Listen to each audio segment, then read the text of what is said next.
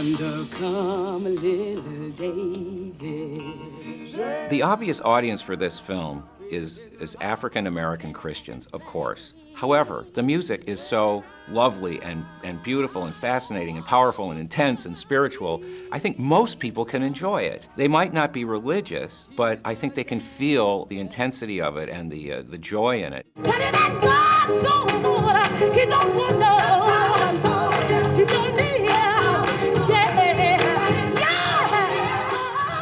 I was lucky because my producer, Joe Lauro, had already dug up about 200-300 hours of footage. So I just had to go and look at his stuff, except there was hundreds of hours of it, so it was an enormous amount of work. But I found it delightful because I really love this music.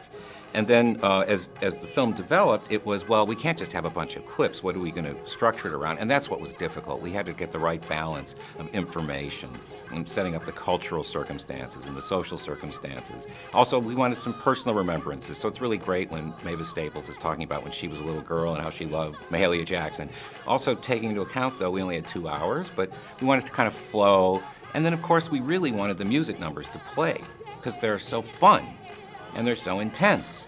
And, when an artist is putting their soul out there like that, let's see him do it, for 3-4 minutes. I mean, that's not going to kill you. And I really wish more music films had longer musical extracts. He's my God, walks by my side.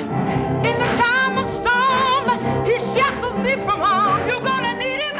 When we were trying to decide who should be in the film, it was sort of like, well, how do we fill it up? Who do we talk to? There's a million people you could talk to.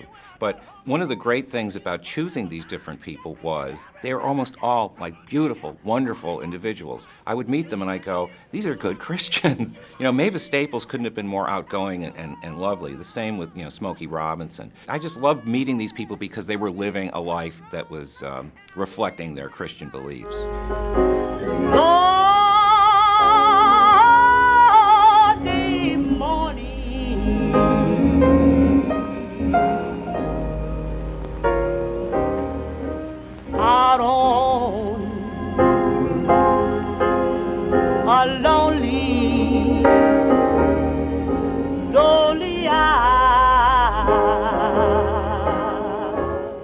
I learned a million things making this film, but one of the most intriguing things to me was, just as back in the Bible days, the promised children had to cross the River Jordan to be freed.